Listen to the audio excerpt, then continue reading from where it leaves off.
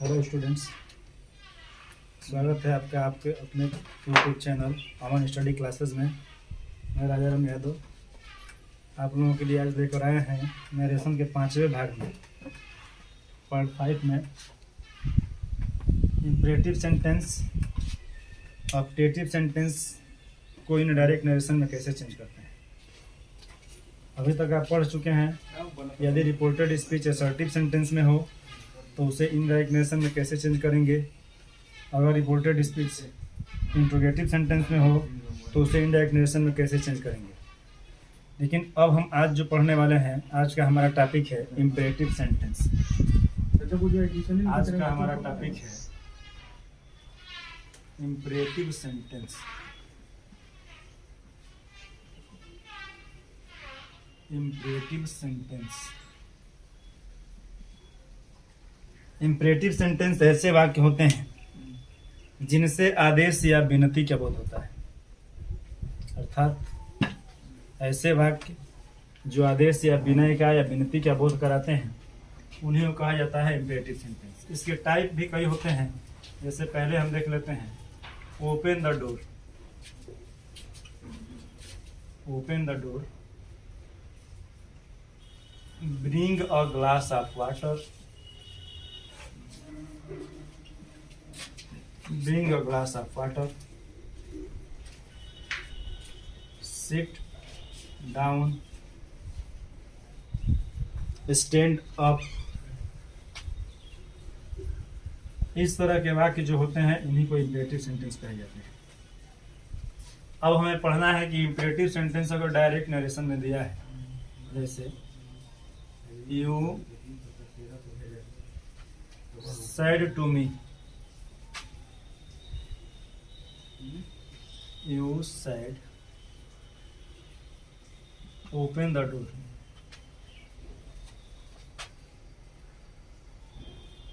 He said bring a glass of water. They said sit down. अब ये imperative sentence है और ये डायरेक्ट नरेशन है। इनको जब हमें इनडायरेक्ट नरेशन में चेंज करना होगा तो सबसे पहले हमें ध्यान देना है कि रिपोर्टिंग स्पीच की जो वर्ब है, सैड या सैड टू, रिपोर्टिंग स्पीच की जो वर्ब है सैड या सैड टू, उसे भी हमें चेंज करना है।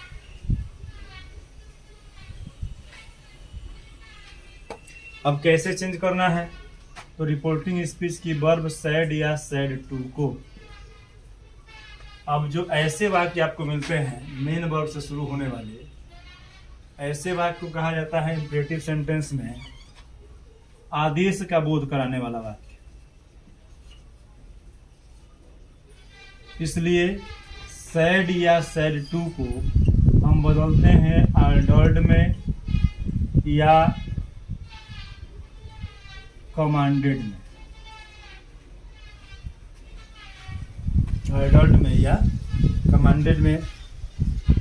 स्टूडेंट्स, कभी कभी ये भी कहा जाता है कि कमांडेड शब्द का प्रयोग हम तभी करते हैं जब किसी सैन्य अधिकारी की बात होती है। यह जो आदेश है किसी सैन्य अधिकारी के द्वारा दिया गया होता है।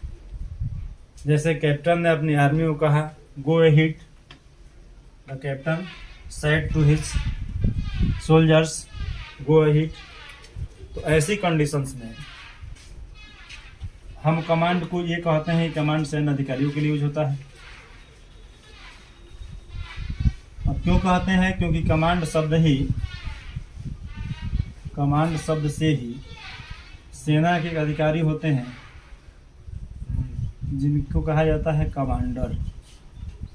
कमांड शब्द से कमांडर शब्द बना है और ये सेना के अधिकारी हैं, इसलिए इन्हीं के लिए इस कमांड शब्द का यूज होता है। लेकिन आप चाहें तो ऑर्डर्ड का प्रयोग करें, आप चाहें तो कमांडेड का प्रयोग करें, कोई दिक्कत नहीं है। ऐसा भी कहा जाता है, लेकिन इस पर बहुत फोकस करने की जरूरत नहीं है। बस आप ये समझिए कि ऑर्डर्ड या कमांडेड में चेंज करना है। रिपोर्टिंग स्पीच की वर्ब सैड होगी तो भी और सैड टू होगी तो भी। अर्थात इसे हम चेंज करके देखते हैं। यू और ये हो जाएगा ऑर्डर्ड।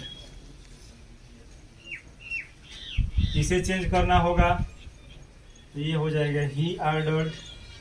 इसे चेंज करना होगा दे ऑर्डर्ड।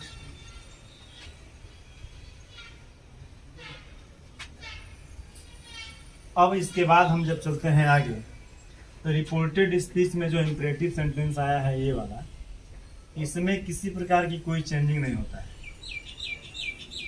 बस होता क्या है तो कंजक्शन दैट के स्थान पे हम टू का यूज करते हैं। कंजक्शन दैट के स्थान पर टू का यूज कर देते हैं, बाकी किसी प्रकार का कोई परिवर्तन नहीं करते हैं।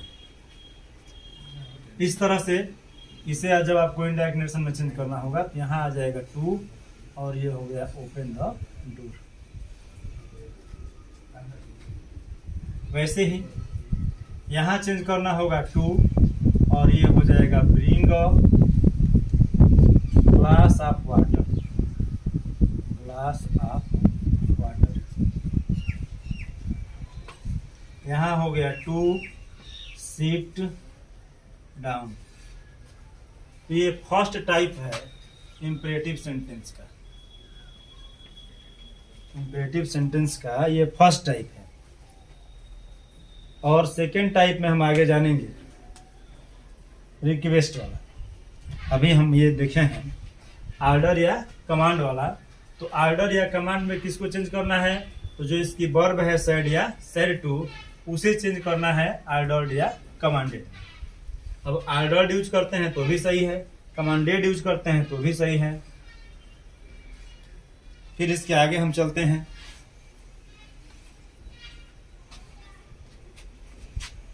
बस आपको याद रखना है यहाँ कंजक्शन दैट नहीं आएगा बल्कि उसकी जगह पे टू आएगा और ये टू हमेशा रहेगा मेन वर्ब के पहले, क्योंकि इंपरेटिव सेंटेंस भी मेन वर्ब से ही शुरू होता है, इसलिए इसके पहले ही हम टू का यूज करेंगे। Okay.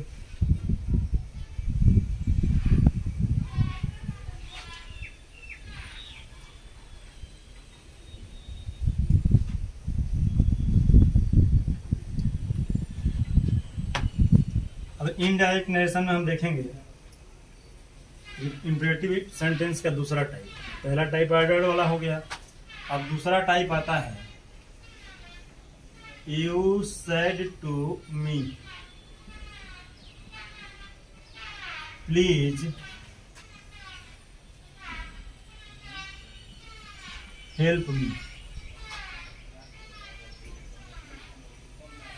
I said to you please give me something to eat। He said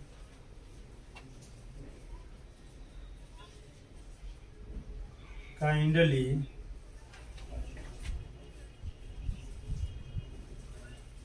give me some money। अर्थात प्लीज और काइंडली शब्द अगर लगा हुआ है डायरेक्ट इंट्रोगेटिव सेंटेंस में, यदि डायरेक्ट इंट्रोगेटिव सेंटेंस में प्लीज या काइंडली शब्द लगा हुआ है तो इससे आप समझ लीजिए कि रिक्वेस्ट का बोध हो रहा है, रिक्वेस्ट की बात कर रहा है, रिक्वेस्ट के लिए आया हुआ है सेंटेंस। तो इनको जब आप चेंज करेंगे तो इसमें जो सेड या सेड टू वर्ब है, सेड या सेड टू, इस वर्ब को सीधा चेंज करना है आपको रिक्वेस्टेड में या अर्ज्ड में। रिक्वेस्टेड में या अर्ज्ड में। अब इनको जब आप चेंज करेंगे यू आर रिक्वेस्टेड या अर्ज्ड में, देखिए तो ये हो जाएंगे इस प्रकार से यू रिक्वेस्टेड मी। यहाँ चेंज करेंगे तो आई रिक्वेस्टेड यू। यहाँ चेंज करेंगे ही रिक्वेस्टेड। अब ये जो प्लीज काइंडली शब्द है जो डायरेक्ट नरेशन में दिया हुआ है, ये इनडायरेक्ट नरेशन में लिखे नहीं जाते, अर्थात इनको इनडायरेक्ट नरेशन में गायब कर दिया जाता है। तो जब इनको आप गायब कर देंगे तो बचेगा हेल्प मी। तो टू लगाते ही हैं वर्ब के पहले। ये हो गया टू हेल्प मी। यहाँ प्लीज हटा दिए तो give me something to eat, तो यहाँ समथिंग आ गया गिव के पहले, तो to give me something to eat. यहाँ आएंगे तो काइंडली हट जाएगा, यहाँ भी टू आ जाएगा गिव के पहले, तो to give me some money. अर्थात ये आपका रिपोर्टेड स्पीच जब इम्परेटिव सेंटेंस में हो और उससे रिक्वेस्ट का बोध हो रहा हो, तो ये आपका तरीका है इनडायरेक्ट नरेशन में उसे बदलने का। क्यों? क्योंकि यहाँ आ गया आपका, देखिए ये जो साइड या साइड टू है चेंज हो गया रिक्वेस्टेड में या अर्ज्ड में, और यहाँ जो कॉमा नोट का हटा यहाँ पे आ गया आपका टू। अब इसमें भूल कर भी आप किसी कंजक्शन का प्रयोग कर दीजिएगा, अन्यथा ये गलत है, गलत। ठीक है स्टूडेंट्स, आगे हम देखेंगे तीसरा टाइप। दो टाइप ये हो गया इंपरेटिव सेंटेंस में, फिर आगे हम देखेंगे तीसरा टाइप। तीसरा टाइप क्या होता है, देखिए जो तीसरा टाइप है इसमें हम देखेंगे लेट वाले वाक्यों को। ऐसे सेंटेंसेज, ऐसे वाक्य जो लेट से शुरू होते हैं। तो लेट से शुरू होने वाले वाक्य में देखिए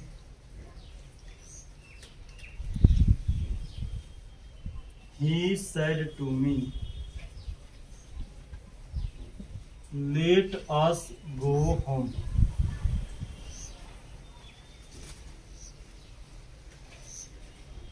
They said, let us have a cup of tea.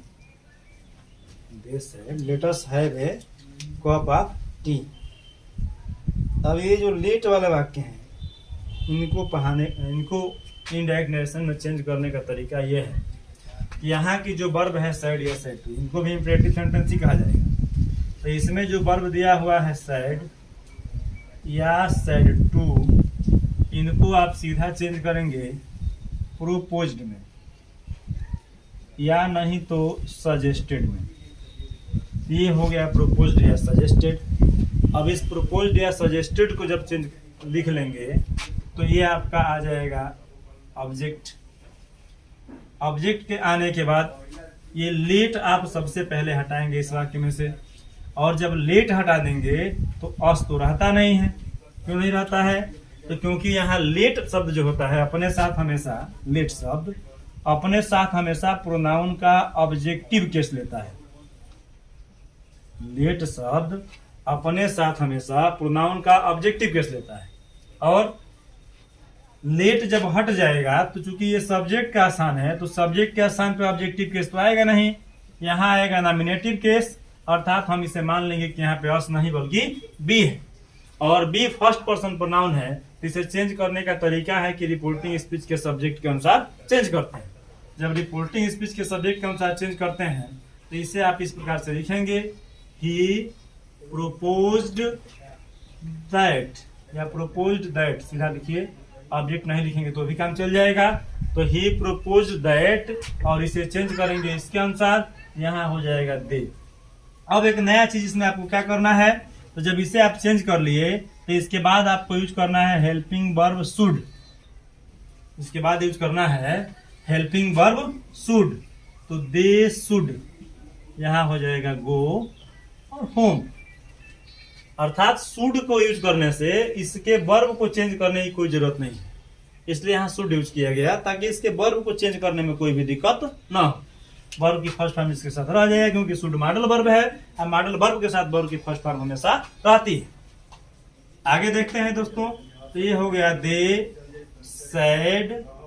तो सैड आपका बदल जाएगा प्रोपोज्ड में या सजेस्टेड में। यहाँ हो गया दे सजेस्टेड दैट। अब ये चेंज करेंगे तो यहाँ आ जाएगा they should have a cup of T. ये हो गया, ये हो गया आपका इम्परेटिव सेंटेंस में लेट वाला वाक्य। तो लेट में आपको विशेषता ये मिलेगी दोस्तों, स्टूडेंट्स, लेट में आपको ये विशेषता मिलेगी कि लेट के साथ अस भी आता है।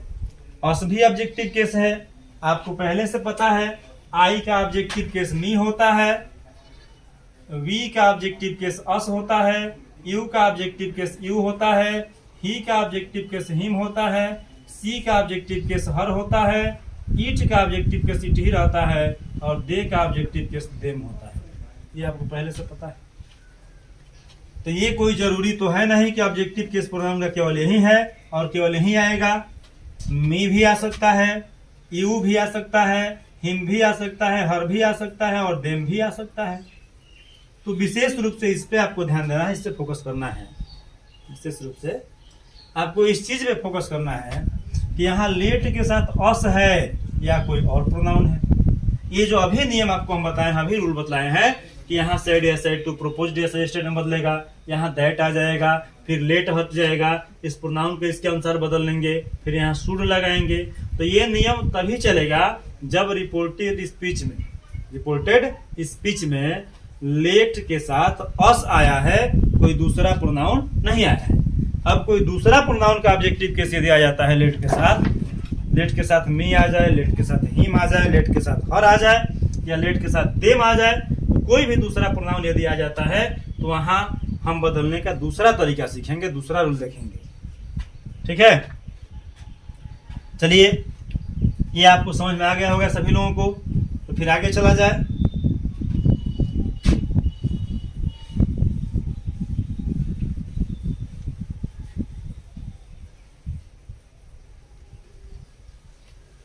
आगे देखा जाए।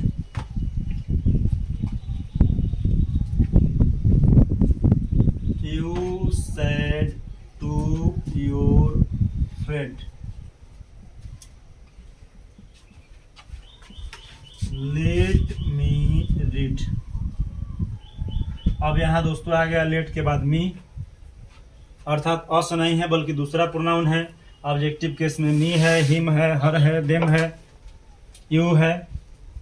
अगर कोई भी प्रोनाउन आए अस को छोड़ करके, तो वहां पे आप चेंज करने का दूसरा तरीका देखेंगे। जैसे एग्जांपल है, you said to your friend let me read, he said, या दूसरा एग्जांपल देख लिया जाए, the father said to his son let the guest sleep. अब देखा जाए, यहाँ का जो सब्जेक्ट है लेट के बाद वाला, ये है आपका द गेस्ट, अर्थात नाउन है। यहाँ प्रोनाउन है, प्रोनाउन का ऑब्जेक्टिव केस है, तो यहाँ आई का ऑब्जेक्टिव केस मी है। बस हमको वी के ऑब्जेक्टिव केस से मतलब है, और लेट के साथ वी आया, अस आया है, तो वी का ऑब्जेक्टिव केस है, उसको बदलने के तरीके में सजेस्टिव या प्रोपोज्ड यहाँ पे यूज करना है। यहाँ दैट लाना है, और यहाँ पे वर्ब सब्जेक्ट का नॉमिनेटिव केस है, फिर उसके बाद जो है मेन हेल्पिंग वर्ब शुड लाना है, और तब मेन वर्ब जैसे दिया है वैसे रह जाएगा। लेकिन अगर यहाँ पे कोई और प्रोनाउन दे दिया है लेट के साथ, अस न दे करके मी दे दिया है, हिम दे दिया है, हर दे दिया है, दे दिया है, यू दे दिया है, या कोई नाउन ही दे दिया है, तो उसको बदलने का दूसरा तरीका है। और उसका तरीका हम देखते हैं। तो सबसे पहले जो वर्ब है सेड या सेड टू, यहाँ जो वर्ब है सेड या सेड टू, सबसे पहले हम इसी को चेंज करेंगे। अब इसको कैसे चेंज करेंगे? तो इसको चेंज करने का तरीका है, अगर यहाँ रिक्वेस्ट कर रहा है तो रिक्वेस्टेड हो जाएगा, अगर यहाँ आदेश दे रहा है तो ऑर्डर्ड हो जाएगा। अब जैसे आपका कोई फ्रेंड आपके यहाँ आया हो, आपको होमवर्क पूरा करना हो, वह कहे कि चलिए मार्केट चलना है, तो आप यही बोलेंगे कि थोड़ी देर मुझे पढ़ लेने दो, उसके बाद चलूँगा। अगर ज़्यादा आपके ऊपर वो प्रेशर देने लगे तो आप उससे रिक्वेस्ट करेंगे कि मुझे रहने दो, पढ़ने दो, थोड़ी देर पढ़ लेने दो, उसके बाद मैं चलूँगा। या जैसे यहाँ पिता है, तो पिता अगर अपने पुत्र से कह रहे हैं तो पिता पुत्र से रिक्वेस्ट नहीं करते हैं बल्कि उसको आदेश देते हैं। तो जब पिता आदेश देते हैं तो यहाँ आदेश का बोध हो रहा है, तो जब आदेश का बोध होगा तो इसे ऑर्डर्ड में चेंज कर देना है, और जब आग्रह विनती का बोध होगा तो इसे रिक्वेस्टेड में चेंज कर देना है। दूसरी चीज, यहाँ से लेट को हटाने की जरूरत नहीं है, लेट को हटाने की जरूरत नहीं है। और यहाँ पे टू ला देना है, लेट को हटाने की जरूरत नहीं है और यहाँ ला देना है टू। उसके बाद इस प्रोनाउन को भी चेंज करने की जरूरत पड़ सकती है, क्योंकि ये फर्स्ट पर्सन का है और यहाँ सेकंड पर्सन का है, तो इसके अनुसार चेंज करना होगा। तो यहाँ पे आ जाएगा रीड, यहाँ पे आ जाएगा रीड नहीं सॉरी, यहाँ आ जाएगा यू। देखा जाए, you requested me, requested your friend to. अब ये लेट जैसे है वैसे इसमें भी आ जाएगा, टू लेट यू रीड। इसे जब आप चेंज करेंगे, the father ordered his son to let the guest sleep. यहाँ आपने सेड या सेड टू को ऑर्डर्ड में चेंज किया, ऊपर आपने सेड या सेड टू को रिक्वेस्टेड में चेंज किया, तो ये ऑर्डर्ड हो गया, ये रिक्वेस्टेड हो गया। और यहाँ दोस्तों आपने यूज किया टू, इस लेट के पहले लेट को हटाया नहीं गया है। आप फिर प्रोनाउन की जरूरत पड़ी तो चेंज कर लिए, नाउन है तो नाउन को चेंज नहीं करते हैं, अर्थात नाउन थर्ड पर्सन में आता है। अब ये हो गया आपका तीसरा तरीका, चौथा टाइप हो गया आपका इंपरेटिव सेंटेंस का। इसी तरह से इंपरेटिव सेंटेंस में क्वेश्चन पूछे जाते हैं डायरेक्ट नरेशन में, और इनडायरेक्ट नरेशन में आप उनका सॉल्यूशन करते हैं, आप उनको इनडायरेक्ट नरेशन में चेंज करते हैं। ये आपका इंपरेटिव सेंटेंस का टॉपिक यहीं पर समाप्त हुआ। और आगे हम चलते हैं, तो आगे हम लाएंगे आपके लिए ऑप्टेटिव सेंटेंस। ऑप्टेटिव सेंटेंस ऐसे सेंटेंस होते हैं जिनसे इच्छा का, उद्देश्य का या इच्छा, उद्देश्य या आशीर्वाद का बोध होता है। ऐसे वाक्यों हम कहते हैं इच्छा सूचक वाक्य। जैसे आपने सुना होगा, may God bless you, may you live long, may you B ruined. कभी कभी इच्छा सूचक वाक्यों से श्राप का भी बोध होने लगता है। देखा जाए आगे ऑप्टेटिव सेंटेंस क्या होता है।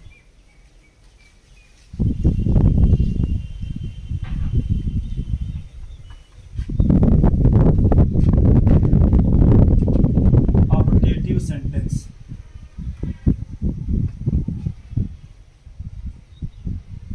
ऐसे सेंटेंस जिनसे इच्छा, उद्देश्य या संभावना का, ऐसे सेंटेंस जिनसे इच्छा का या आशीर्वाद का या किसी को अभिशाप देने का बोध हो, वो ऑप्टेटिव सेंटेंस है।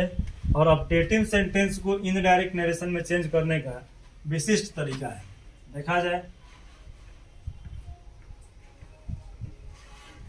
The father said to his sun,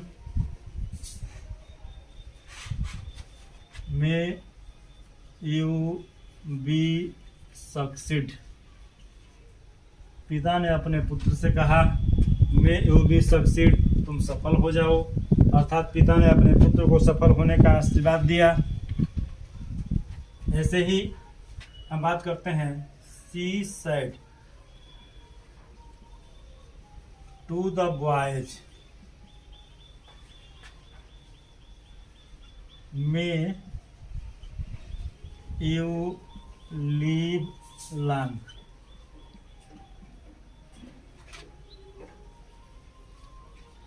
The saint said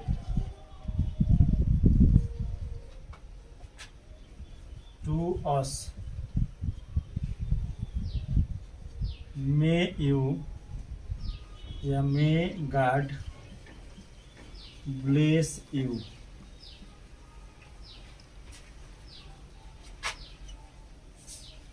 ऐसे ही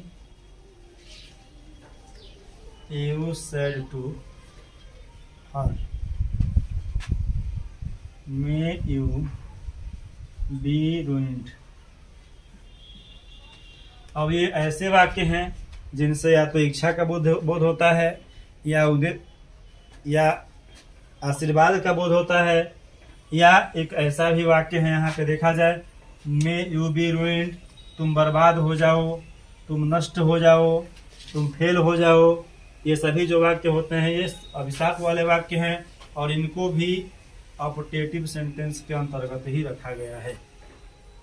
तो जब इनको चेंज करने की बारी आएगी तो सबसे पहले ध्यान देना है आपको सैड या सैड टू का। सैड या सैड टू जो वर्ब है इसका ध्यान देना है। इसे आपको प्रयोग करना चेंज करना है विश्ड में, इच्छा प्रकट कर रहे हैं, आशीर्वाद दे रहे हैं तो ब्लेस्ड में, और किसी को श्राप ही दे रहे हैं तो कर्स्ड में। कहीं कहीं प्रार्थना भी की जाती है क्योंकि प्रकृति या भगवान किसी के बस में नहीं है, उनसे अगर कुछ करवाना है तो उसके लिए उनसे हम प्रार्थना करते हैं। हम भगवान से प्रार्थना ही करते हैं कि आप ये अच्छा कर दें, आप ये ऐसा कर दें, आप ये वैसा कर दें, अन्यथा प्रकृति हमारे बस में नहीं है, भगवान बस में नहीं है कि हम कहेंगे जो वो कर देंगे। यानी उनको हम आदेश नहीं दे सकते हैं, उनसे हम रिक्वेस्ट प्रार्थना ही करेंगे। तो जब इन्हें चेंज करना होगा इनडायरेक्ट नेरेशन में तो ये हो जाएगा आपका the father said to his son. The father said to his son. पिता ने अपने पुत्र से कहा मे गॉड ब्लेस यू। तो पिता अपने पुत्र को आशीर्वाद दे रहे हैं या पिता अपनी इच्छा प्रकट कर रहे हैं कि उनका लड़का सफल हो जाए, उनका पुत्र सफल हो जाए। तो इसे आप चेंज करेंगे the father blessed that. Blessed that. अब ये चेंज करना होगा इसके अनुसार। तो he might be succeed.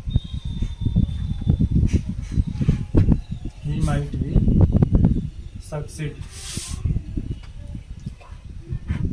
She wished that the boys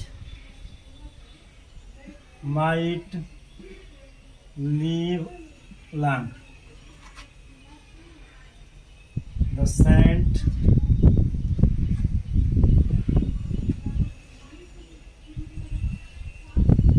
prayed that God might bless us। अब ये जो वाक्य है इससे विशेष रूप से कर्स का बोध हो रहा है, तो हम सैड या सैड टू को कर्स्ट में बदलेंगे। तो cursed that she might be ruined. अर्थात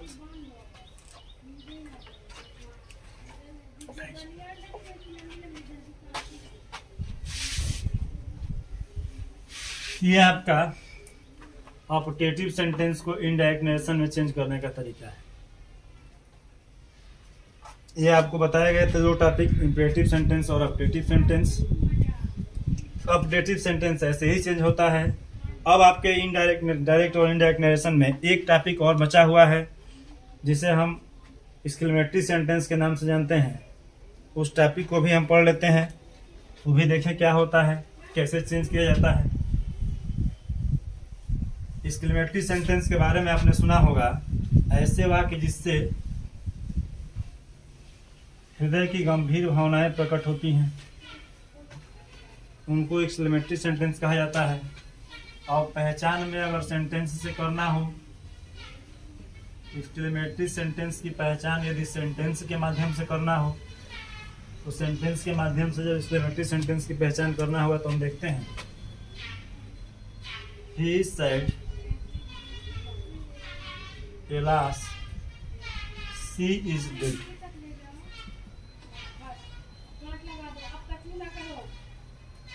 You said to me,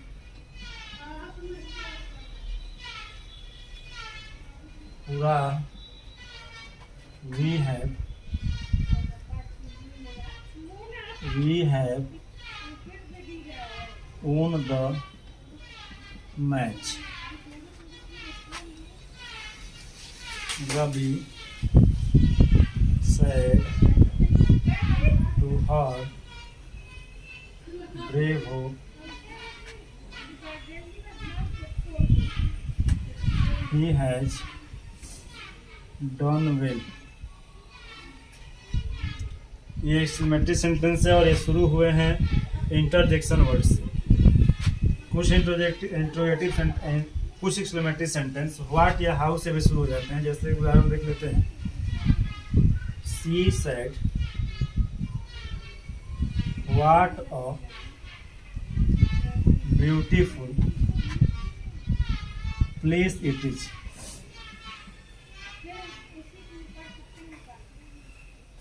जब ये व्हाट हाउ से शुरू होते हैं तो मार्क का फिल में एक्सक्लेमेशन लास्ट में आता है, और जब इंटरजेक्शन शब्द से शुरू होते हैं तो इंटरजेक्शन शब्द अपने साथ तुरंत ही मार्क ऑफ एक्सक्लेमेशन लेता है। ये रास इंटरजेक्शन वर्ड है, हुरा इंटरजेक्शन वर्ड है, ब्रेव इंटरजेक्शन वर्ड है, तो इनके तुरंत बाद मार्क ऑफ एक्सक्लेमेशन आया है। और ये व्हाट से शुरू हुए हैं तो इनके लास्ट में मार्क ऑफ एक्सक्लेमेशन आया है।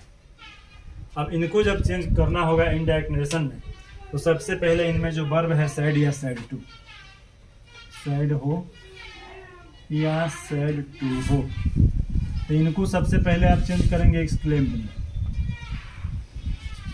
इसके बाद आ जाएगा विथ, विथ के बाद आ जाएगा, अगर ये एलास है इंटरजेक्शन वर्ड है तो एलास इंटरजेक्शन वर्ड से सॉरो या दुख का बोध होता है। अगर हुरा है तो इससे जॉय का बोध होता है, ब्रेवो है तो इससे प्राउज का बोध होता है। वैसे ही व्हाट हाउ है तो इससे सरप्राइज का बोध होता है। तो जिस प्रकार का बोध हो रहा है, जिस प्रकार का इंटरजेक्शन दिया हो, चाहे जिस प्रकार का सेंटेंस दिया हो, उसी में इसको चेंज करके लिखना है। अर्थात ये हो जाएगा आपका, अगर इसको इनडायरेक्ट नरेशन आपको चेंज करना होगा तो ये हो जाएगा ही एक्सक्लेम्ड।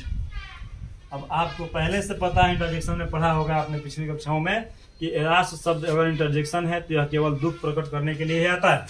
तो जब यह दुख प्रकट करने के लिए आता है तो यहाँ पे हम लिख दिए विथ सॉरो, यानी जो आप एक्सप्लेन कर रहे हैं, जो भी कह रहे हैं वो दुख के साथ कह रहे हैं। जब दुख के साथ कह रहे हैं तो यहाँ पे आ गया आपका दैट। अब इसमें कंजक्शन का ऑपरेटिव में भी कंजक्शन यूज हुआ, एक्सक्लेमेटरी में भी कंजक्शन यूज होता है, केवल इंट्रोगेटिव में और इंपरेटिव में कंजक्शन यूज नहीं होता है। तो यहाँ आ गए he exclaimed with sorrow that. अब यहाँ सी थर्ड पर्सन में बदलता नहीं है, इज की जगह पे वाज हो जाएगा और यहाँ हो जाएगा डिड। वैसे ही जब यहाँ आएंगे तो you exclaimed with Joy that, और इस ऑब्जेक्ट को नहीं लिखने से भी कोई प्रभाव पड़ने वाला नहीं है, अर्थात हम इसे नहीं लिखते हैं और इसे चेंज करना होगा इसके अनुसार।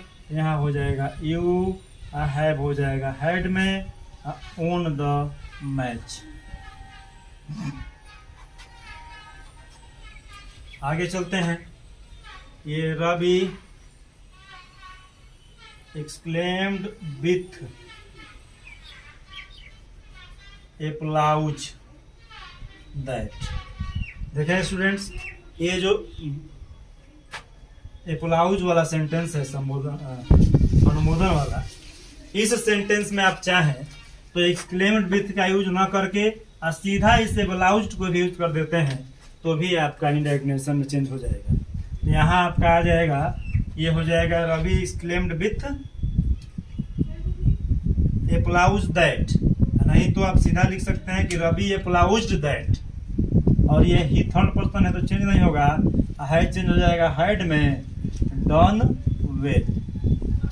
अब एक सेंटेंस ये लास्ट है आपका, ये व्हाट हाउ से जब शुरू होता है तो इससे आश्चर्य का बोध होता है, अर्थात यहाँ जब आप चेंज करेंगे तो ये हो जाए एक्सक्लेम्ड विथ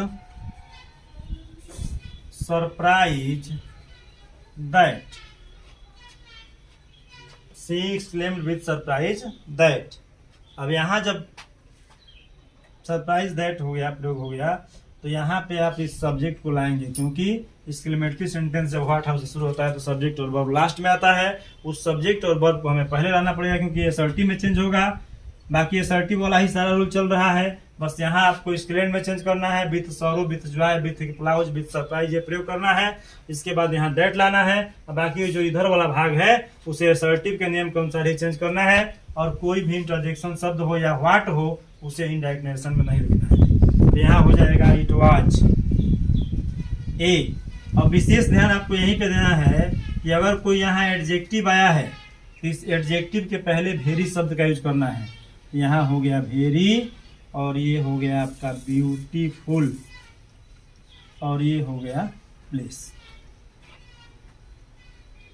इस तरह से आप लोगों का डायरेक्ट नरेशन से इनडायरेक्ट नरेशन में बदलने के सारे नियम समान। धन्यवाद।